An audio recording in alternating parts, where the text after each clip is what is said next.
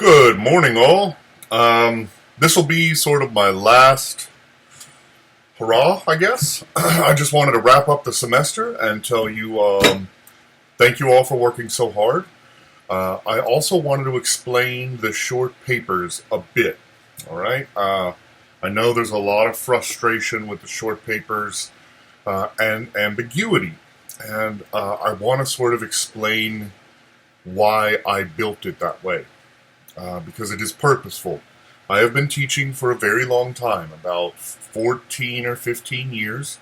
I have also worked in the private sector for about 10 of those 14 years, either in the university administration or in government entities or in the private sector as a statistical modeler.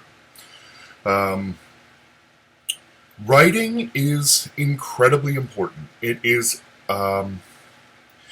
a very, very strong signal of the capability, logic, and intelligence of applicants.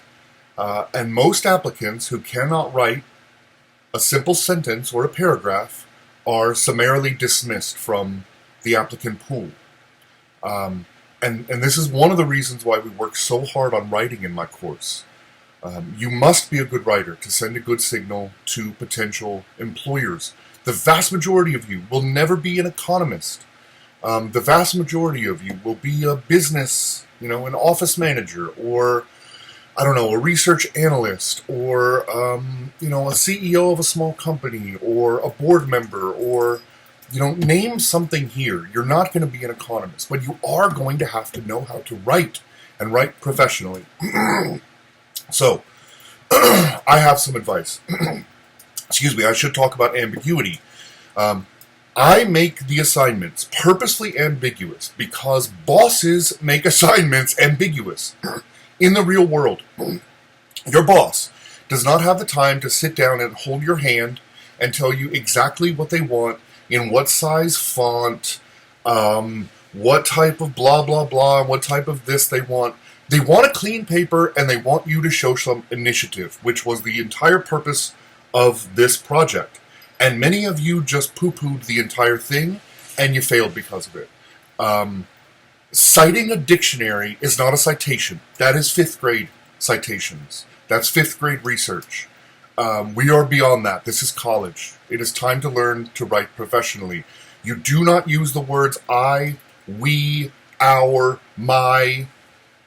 It's done. All of that is done. This is not journals. This is not 5th grade English. This is professional business style writing. Take all of it out. Learn to present research in a balanced way. Take all of your opinions out. Your opinion is of no value in research papers. None. Zero. No value. Take your opinion out. Cite professionals and experts and researchers and economists and journalists. You're not an expert. And when you get to the professional world, you are likely not going to be an expert. This is an assignment about learning to find, synthesize, and present professional, balanced research. Okay? So again, your boss will never hand you a detailed project. And so this course practices some of that ambiguity that you will get in the professional world.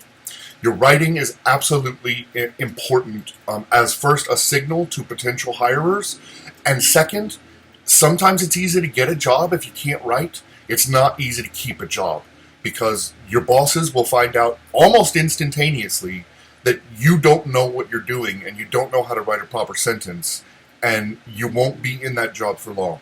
So work on your writing. Work on your writing.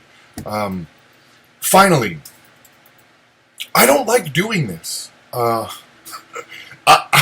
Every semester I get a dozen or so students who lash out at me about, well, you could have made it more blah, blah, blah. You could have made it less ambiguous. You could have put in more initiative. I got some phenomenal papers. Absolutely mind-blowingly good papers.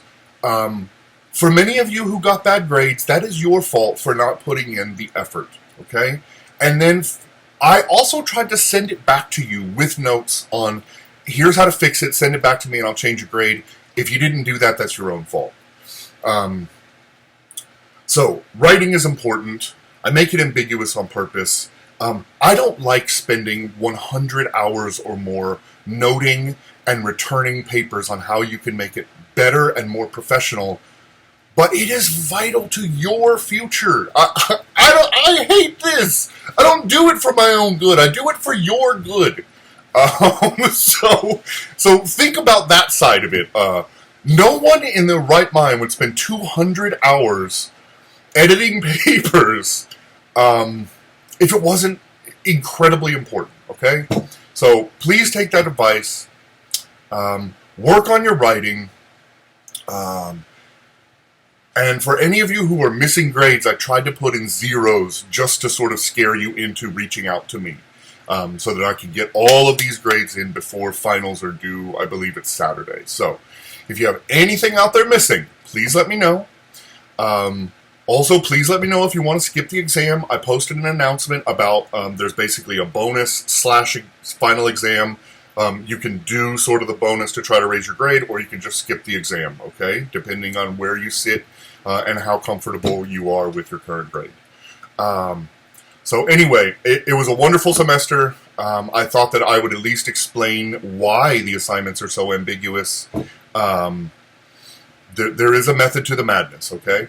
And I'm sorry for those of you that it frustrated, but it will frustrate you in the professional world. That is exactly what it was supposed to mirror. So take it for what it is. Thank you so much to all of you for working so hard. I know it's been a very weird semester, sort of being online and everything, but I really enjoyed the course. Also, for any of you who need summer courses, I teach both micro and macro, and if you took micro, you've already done about 30% of the work for the macro course, and vice versa. So if you're looking for another econ credit, you've already done a lot of the work, at least for the first 6 chapters, and then those last 2. So much of the 2 books sort of interweave, at least in their introductory sections. All right. Thanks to all of you, and have a wonderful summer, and I hope to see you soon. Bye.